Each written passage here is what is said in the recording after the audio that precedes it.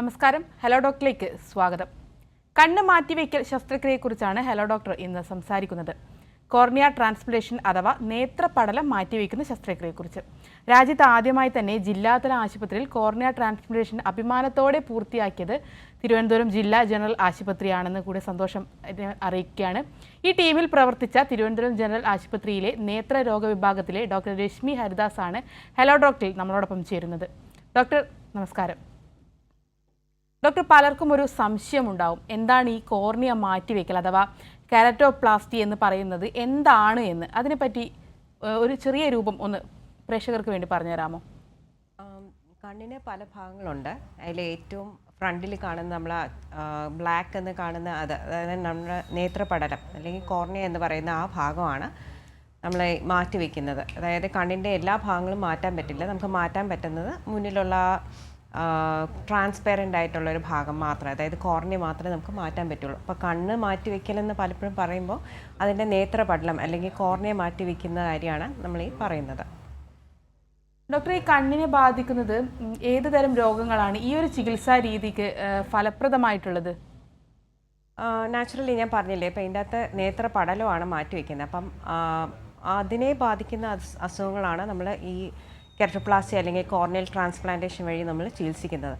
അതായത് ഏറ്റവും കോമൺ ആയിട്ട് നമ്മൾ കാണുകയാണെന്നുണ്ടെങ്കിൽ നേത്രപടലത്തിലൊരു എന്തെങ്കിലും ഒരു പൊടിയോ എന്തെങ്കിലും അപകടം വന്നിട്ട് അതൊരു അൾസർ അല്ലെങ്കിൽ ഒരു ഇൻഫെക്ഷൻ വന്നതിന് ശേഷം അത് നമ്മൾ ഹീൽ ചെയ്തതിന് ശേഷം അത് വെള്ള ഒരു പാടായിട്ട് മാറും.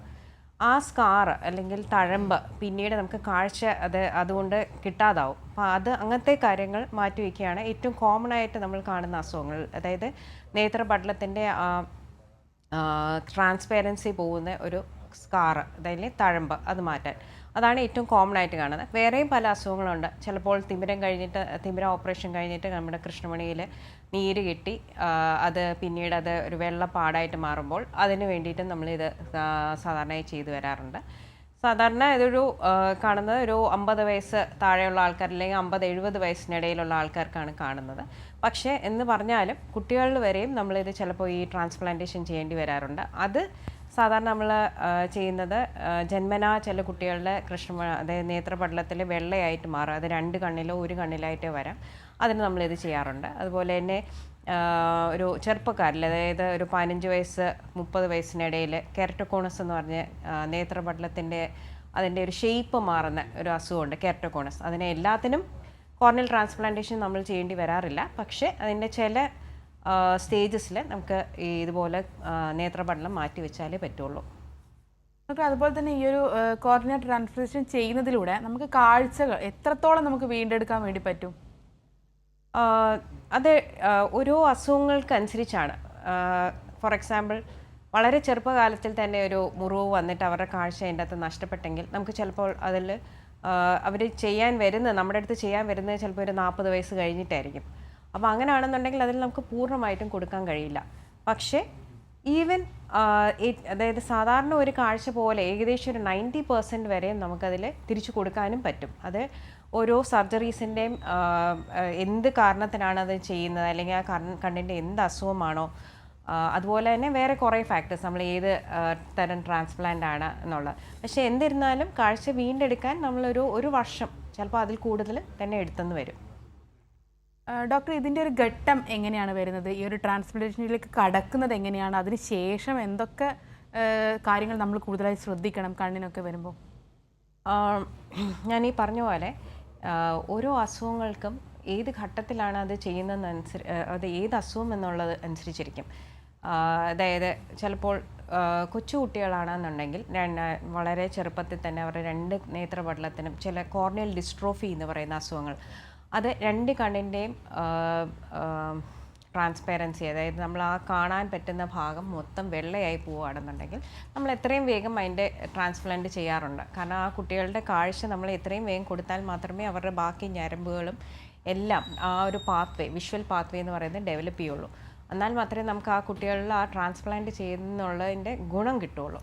പക്ഷേ കുറച്ചുകൂടി വലിയൊരു ആൾക്കാർക്കാണെങ്കിൽ കോർണിയൽ അൾസർ വന്നിട്ട്, അതായത് കണ്ണിലൊരു ഇൻഫെക്ഷൻ വന്നിട്ടുള്ള ആൾക്കാരിലാണെന്നുണ്ടെങ്കിൽ നമ്മൾ ആ ഇൻഫെക്ഷൻ പൂർണ്ണമായിട്ടും ഹീൽ ചെയ്തതിന് ശേഷം നമ്മൾ വെയിറ്റ് ചെയ്യും. അതായത് ഒരു ചിലപ്പോൾ 3 തൊട്ട് 6 മാസം വരെ നമ്മൾ വെയിറ്റ് ചെയ്തിട്ട് അതിൻ്റെ അകത്ത് നമ്മളൊരു നേത്രപടലം മാറ്റി വയ്ക്കുന്ന ഒരു സർജറിയിലോട്ട് പോകത്തുള്ളൂ. പക്ഷേ അങ്ങനെ പറഞ്ഞാൽ തന്നെയും ചില ഇൻഫെക്ഷൻസ് നമുക്ക് എത്ര മരുന്നൊഴിച്ചാലും എത്ര മരുന്ന് കഴിച്ചാലും ഇഞ്ചെക്ഷൻസ് കൊടുത്താലും ചിലപ്പോൾ നമ്മളത് പൂർണ്ണമായിട്ടും മരുന്നിൽ മാത്രം ചികിത്സിക്കാൻ പറ്റാത്ത അവസ്ഥ വരുമ്പോൾ നമ്മൾ ചിലപ്പോൾ ആ ഇൻഫെക്ഷൻ മാറ്റാൻ തന്നെ എമർജൻസി ആയിട്ട് നമ്മൾ കോർണിയൽ ട്രാൻസ്പ്ലാന്റേഷൻ ചെയ്യാറുണ്ട്. അതായത് എപ്പോൾ വന്നാൽ അപ്പോൾ ഉടനെ നമ്മളത് ചെയ്യാറുണ്ട്.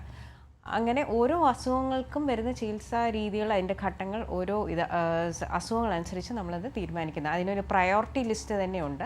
അതായത് ഏതൊക്കെ അസുഖങ്ങൾക്കാണ് നമ്മൾ ഏറ്റവും ആദ്യം പ്രയോറിറ്റി കൊടുക്കേണ്ടത്, പിന്നെ മറ്റ് ചില അസുഖങ്ങൾ നമ്മൾ വെയിറ്റ് ചെയ്യും. കാരണം നമ്മുടെ നേത്രപടലം നമുക്ക് കിട്ടുന്നതനുസരിച്ച് തന്നെ നമുക്ക് ചെയ്യാൻ പറ്റുള്ളൂ. അത് പറഞ്ഞ കൂട്ടത്തിൽ തന്നെ ഒരു കാര്യം പറയേണ്ടത്, നേത്രപടലം നമ്മുടെ ഇവിടെ ആക്ച്വലി നമുക്ക് ഡിമാൻഡ് ഭയങ്കര കൂടുതലാണ്. അതായത് സർജറീസ് പേഷ്യൻസ് വെയിറ്റ് ചെയ്യുന്ന പേഷ്യൻസ് കുറേ പേരുണ്ട് ട്രാൻസ്പ്ലാന്റിന് വേണ്ടിയിട്ട്. പക്ഷെ നമുക്കത് ഡോണർ, അതായത് നമ്മുടെ ഈ നേത്രപടലം ട്രാൻസ്പ്ലാന്റ് ചെയ്യാൻ കിട്ടുന്ന ടിഷ്യൂ വളരെ വളരെ വിരളമാണ്. അതുകൊണ്ട് തന്നെയാണ് നമ്മൾ ഈ പ്രയോറിറ്റി ബേസിസിൽ പോകുന്നത്. കാരണം ആ പേഷ്യൻസ് പലപ്പോഴും 3-4 വർഷം വെയിറ്റ് ചെയ്തിട്ടാണ് അവരൊരു ട്രാൻസ്പ്ലാന്റിന് അവർക്ക് ചെയ്യാൻ പറ്റുന്നത്. നമ്മളിവിടെ ട്രിവാൻഡ്രത്ത് ആദ്യം ചെയ്ത പേഷ്യൻ്റ് തന്നെ 2023 രജിസ്റ്റർ ചെയ്ത പേഷ്യൻ്റാണ്. ഏകദേശം 2 വർഷത്തിന് മുകളിൽ അവർ വെയിറ്റ് ചെയ്താണ് അവർക്കൊരു ട്രാൻസ്പ്ലാന്റ് നമുക്ക് ചെയ്യാൻ പറ്റിയത്. ശരി ഡോക്ടർ, വളരെ വ്യക്തമാണ്. ഇപ്പോൾ നമ്മളോടൊപ്പം ഒരു പ്രേക്ഷക കൂടി ചേരുന്നുണ്ട്. വെഞ്ഞാറമൂട് നിന്നും ദീപ ചെയ്യുന്നുണ്ട്. ദീപ, ഡോക്ടറോട് ചോദിച്ചോളൂ. മാഡം, ഈ കോർണിയ മാറ്റിവെക്കൽ സർജറി ചെയ്യുന്നതിന് നമ്മൾ ആരെയാണ് സമീപിക്കേണ്ടത്? നമ്മൾ ശരിക്കും പറഞ്ഞാൽ നമ്മുടെ ജനറൽ ഹോസ്പിറ്റലാണെന്നുണ്ടെങ്കിൽ നമുക്കൊരു റെഫറൽ സിസ്റ്റം എന്ന് പറഞ്ഞില്ല. അപ്പോൾ നമുക്ക് ഡയറക്റ്റ് ആയിട്ട് പേഷ്യൻറ്റിനെ നമ്മുടെ ഹോസ്പിറ്റലിൽ വരാവുന്നതാണ്. നമുക്ക് തിങ്കൾ തൊട്ട് ശനി വരെ എല്ലാ ദിവസവും OP ഉണ്ട്. കോർണിയ OP തന്നെ വരണമെന്നുണ്ടെങ്കിൽ കോർണിയ OP എന്ന് പറയുന്നത് ഇപ്പോൾ നമ്മൾ ബുധനാഴ്ചയാണ് സെറ്റ് ചെയ്തിരിക്കുന്നത്. നമ്മുടെ OP ടൈംസ് 8 to 1 o'clock ആണ്. പക്ഷേ ഏത് ദിവസം വന്നാലും അവരെ 8 തൊട്ട് 1 മണി വരെയാണ്. ഏത് ദിവസം വന്നാൽ പോലും നമ്മൾ നോക്കി ആവശ്യമുള്ളത് ചെയ്ത് നമ്മൾ ബുധനാഴ്ച വരെ വെയിറ്റ് ചെയ്യണമെന്നില്ല. ബുധനാണ് നമ്മുടെ കോർണിയ OP എന്ന് പറഞ്ഞിരിക്കുന്നത്. എന്തായാലും പ്രേക്ഷകർക്ക് വ്യക്തമായെന്ന് കരുതുന്നു. ഡോക്ടർ നേരത്തെ സംസാരിച്ചു കോർണിയ മാറ്റിവെക്കുന്നതിന് കുറച്ച് കാലതാമസം എടുത്തു, അതിൻ്റെ ഒരു ഡോണറെ കിട്ടാൻ വേണ്ടിയെന്ന്. അപ്പോൾ അതിൻ്റെ സോഴ്സ് ഇപ്പം 2023 രജിസ്റ്റർ ചെയ്ത ഒരാളുടെയാണ് ഇപ്പോൾ നമ്മുടെ ജില്ലാ ആശുപത്രിയിൽ കഴിഞ്ഞത്. അങ്ങനെ ഈ ഒരു സോഴ്സ്, നമുക്ക് ഈ ഒരു മെറ്റീരിയൽ കിട്ടാനുള്ള സോഴ്സ് അത് എങ്ങനെയാണ്? അത് പറയുമ്പോൾ എനിക്ക് ആദ്യം പറയേണ്ടത് നമ്മുടെ കോർണിയ, അതായത് നേത്രപടലം മറ്റുള്ള ഓർഗൻ ട്രാൻസ്പ്ലാന്റേഷൻ, അതായത് ഇപ്പോൾ എറണാകുളം GH ചെയ്യുന്ന heart transplant, liver transplant, renal transplant എന്നിങ്ങനെ സോളിഡ് ഓർഗൻ ട്രാൻസ്പ്ലാന്റ്സിനേക്കാളും കുറച്ച് വ്യത്യസ്തമാണ് നമ്മുടെ നേത്രപടലത്തിൻ്റെ ട്രാൻസ്പ്ലാന്റ്. കാരണം മറ്റുള്ളവരുടെ ഇതിലെന്ന് വെച്ചാൽ ജീവിച്ചിരിക്കുമ്പോൾ തന്നെയാണ് ലാസ്റ്റ് നിമിഷങ്ങളിലാണ് നമ്മളത് മാറ്റുന്നത്. പക്ഷേ ഈ ഒരു ഇതിൽ നമ്മൾ മരിച്ചു കഴിഞ്ഞ് ഒരു 6 തൊട്ട് 8 മണിക്കൂറിനുള്ളിൽ നമ്മൾ, അതായത് ജീവിച്ചിരിക്കുമ്പോഴല്ല, മരിച്ചു കഴിഞ്ഞതിന് ശേഷമാണ് നമ്മളൊരു 6 തൊട്ട് 8 മണിക്കൂറിനുള്ളിൽ നമ്മളത് എടുത്തിട്ട് ഒരു പ്രത്യേക ഒരു മീഡിയത്തിലിട്ടാണ് വെക്കുന്നത്. അത് കഴിഞ്ഞിട്ട് ഇത് സാധാരണ ഒരു ഐ ബാങ്കിലാണ് നമ്മളത് സ്റ്റോർ ചെയ്യുന്നത്. അതായത് തിരുവനന്തപുരത്താണെന്നുണ്ടെങ്കിൽ നമ്മുടെ ഐ ബാങ്ക് ഗവൺമെൻറ്റിലെ RIO, കണ്ണാശുപത്രി എന്ന് പറയുന്നത്, അവിടെയാണ് ഐ ബാങ്ക് ഉള്ളത്. വേറെയും ഒരു ഐ ബാങ്ക് ഉണ്ട്, ചൈതന്യ അനന്ത എന്ന് പറയുന്ന ഐ ബാങ്ക്. അങ്ങനെ ഐ ബാങ്കിലാണിത് സ്റ്റോർ ചെയ്യുന്നത്. ഐ ബാങ്ക് എത്തിയതിന് ശേഷം അതിൻ്റെ കുറച്ച് പ്രൊസീജിയേഴ്സ് ഉണ്ട്. ആ പ്രൊസീജിയേഴ്സൊക്കെ നോക്കി കോർണിയ നല്ലതാണോ, ഹെൽത്തി ആണോ, ഏത് തരം ഓപ്പറേഷൻ അത് യൂസ് ചെയ്യാമെന്ന് നോക്കി അടയാളപ്പെടുത്തിയതിന് ശേഷം തൊട്ട് അടുത്തുള്ള ഏറ്റവും അടുത്ത് നമുക്ക് എത്താൻ പറ്റുന്ന പേഷ്യൻസിനെ നമ്മൾ വിളിച്ചു വരുത്തി ട്രാൻസ്പ്ലാന്റ് ചെയ്യുക ചെയ്യുന്നത്. അപ്പോൾ ട്രാൻസ്പ്ലാന്റ് ചെയ്യുന്ന പല സെൻറ്റേഴ്സിലും അവർക്ക് ഡിസ്ട്രിബ്യൂട്ട് ചെയ്യാം. അതായത് ചിലപ്പോൾ ആ ആശുപത്രി തന്നെ ആയിരിക്കും, ചിലപ്പോൾ മറ്റേതെങ്കിലും ഹോസ്പിറ്റൽ ആവശ്യമുള്ളവർ അവർ അറിയിച്ചിട്ടുണ്ടെങ്കിൽ അങ്ങോട്ട് അവർ അത് ട്രാൻസ്പോർട്ട് ചെയ്യുകയാണ് ചെയ്യുന്നത്. എന്തായാലും ഡിപ്പെൻഡ്സ് അപ്പോൺ ദ മീഡിയം അനുസരിച്ച് ചിലപ്പോൾ ഒരു 5 തൊട്ട് 14 ദിവസത്തിനുള്ളിൽ നമുക്ക് ട്രാൻസ്പ്ലാന്റ് ചെയ്യാവുന്നതാണ്, സർജറി ചെയ്യാവുന്നതാണ്. ശരി ഡോക്ടർ, വളരെ വ്യക്തമാണ്. നമ്മളോടൊപ്പം ഒരു പ്രേക്ഷകൻ കൂടി ചേരുന്നുണ്ട്. പാലക്കാട് നിന്നും സായുജാണ്. സായുജ്, ഡോക്ടറോട് ചോദിച്ചോളൂ.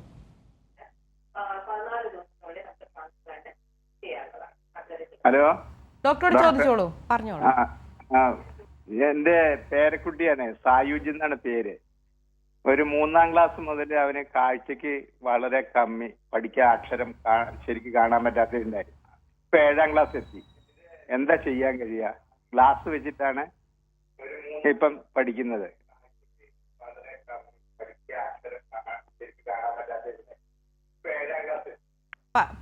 അതായത് ഇതിൻ്റെ അകത്ത്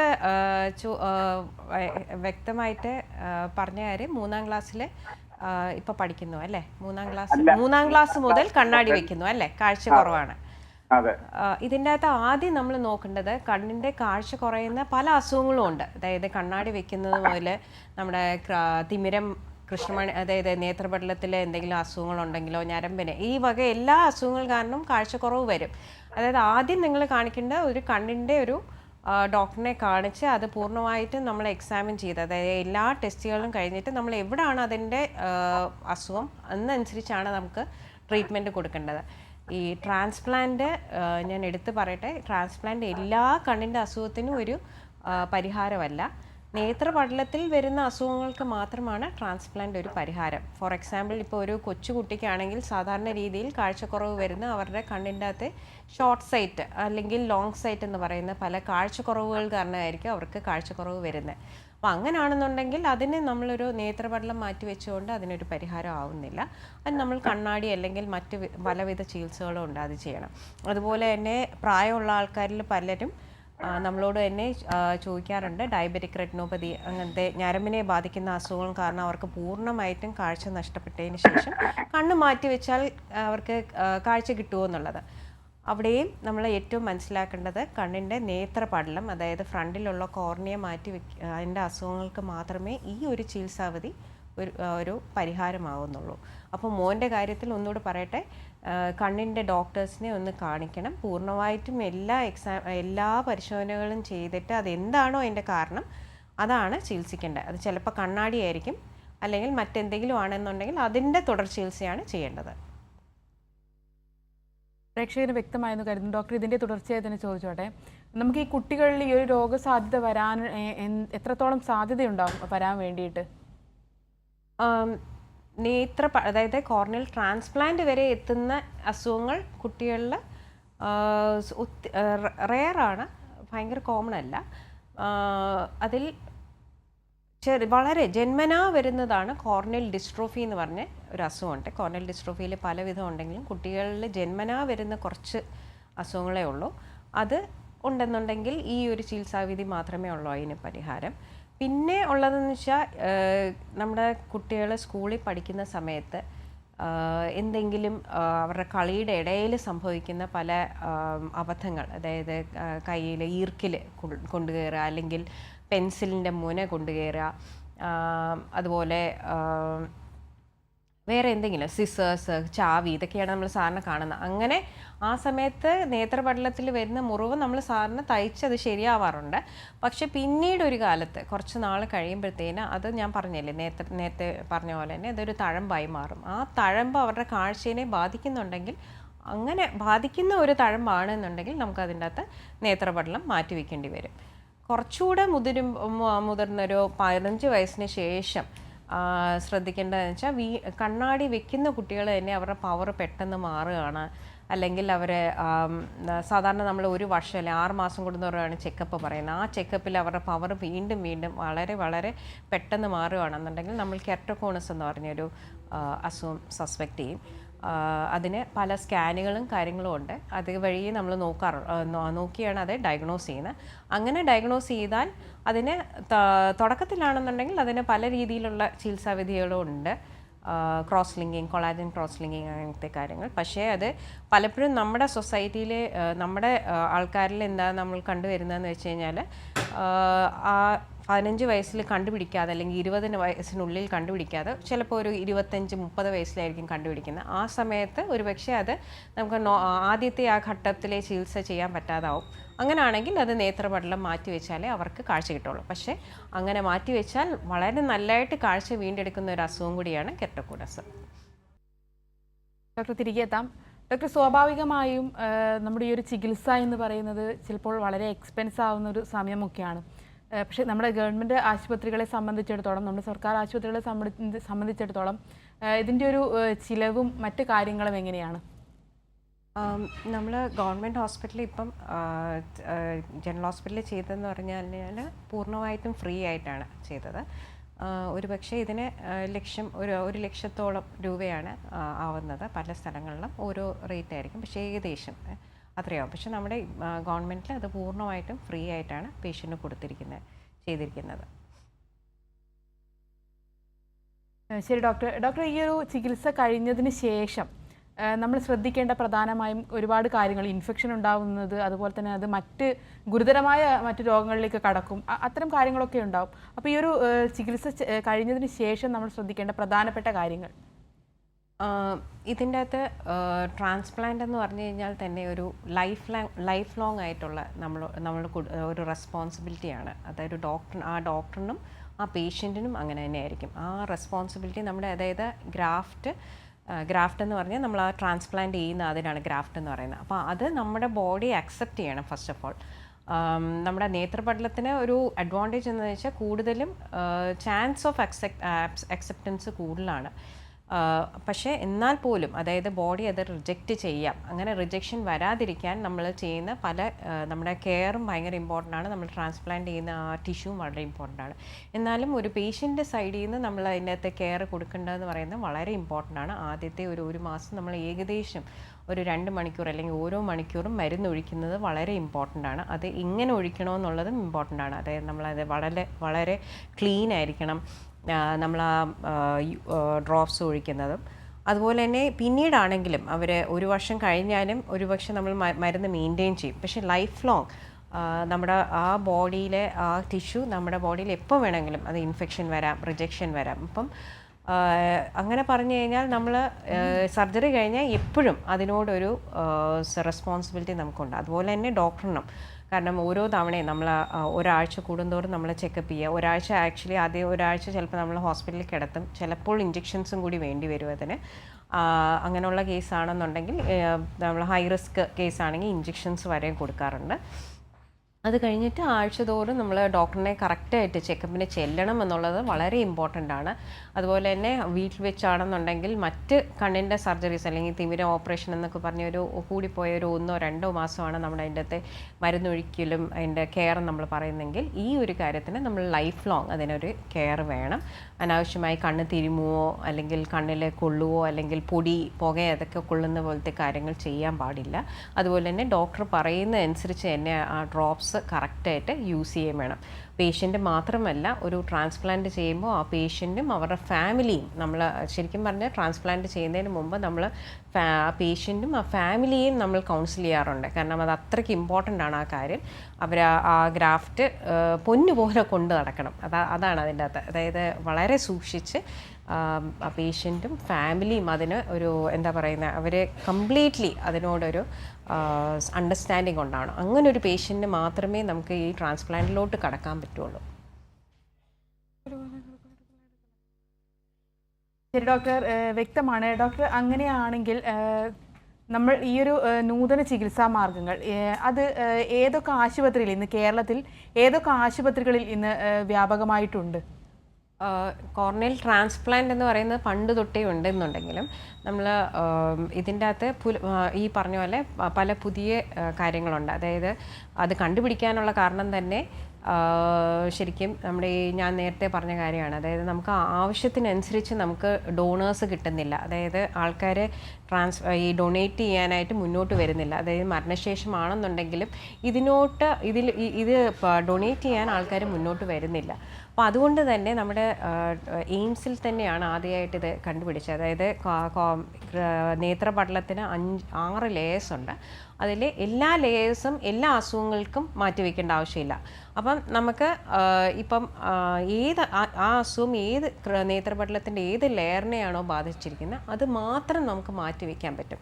അങ്ങനെ ചെയ്യുമ്പോഴുള്ള ഗുണം എന്താണെന്ന് വെച്ചാൽ നമുക്ക് ചിലപ്പോൾ കിട്ടുന്ന ഒരു ഡോണർ ടിഷ്യൂ കൊണ്ട് നമുക്ക് 2 പേർക്ക് ഒരു ട്രാൻസ്പ്ലാന്റ് ചെയ്യാൻ പറ്റും. അതായത് അതിൻ്റെ മുന്നിലത്തെ ഭാഗം മാറ്റിവെക്കുന്ന ഒരു പേഷ്യൻറ്റും അതിൻ്റെ പുറമത്തെ ഭാഗം വേറൊരു പേഷ്യൻറ്റും മാറ്റിവെക്കാൻ പറ്റും. അതായത് ഒരു നേത്രപടലം കൊണ്ട് ഒരു ടിഷ്യൂ കൊണ്ട് നമുക്ക് 2 പേർക്ക് സർജറി, 2ഓ അതിൽ കൂടുതലോ പല ടൈപ്സ് ഉണ്ട്. അപ്പോൾ അതിന് സർജറി ചെയ്യാൻ പറ്റും.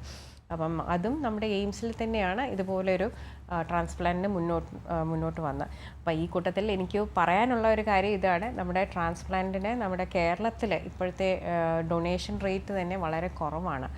അപ്പം അതുകൊണ്ട് തന്നെയാണ് ഇതുപോലെ പേഷ്യൻസ് 2-3 വർഷം വെയിറ്റ് ചെയ്യേണ്ടി വരുന്നത്.